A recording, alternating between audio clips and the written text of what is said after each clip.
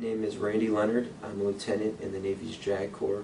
I am assigned to Naval Legal Service Office North Central here in Washington, D.C.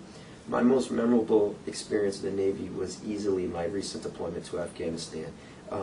The last 7 months or so, until just recently when I got back, I was in Afghanistan serving with the Army. With them, I was attached to an Army battalion in a rural district of Afghanistan. And there, my job was to develop rule of law.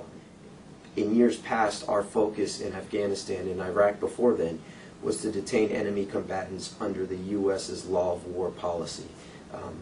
We would catch criminals or insurgents based on our suspicion that they were committing an insurgency or a crime and hold them in a detention facility. But leadership has determined that that's not the most sustainable model. What's a better model is that we train the Afghans to prosecute criminals under their own criminal procedure code, their own criminal penal laws, and their own evidence procedures. So I was there in Afghanistan. I was assigned as a mentor to a prosecutor and a judge to really help them develop that system. And it was just an incredibly raw, awesome experience because I got to see rule of law at its first level. Here in the U.S., we have such a rich history of case law and precedent, so the law is pretty firm.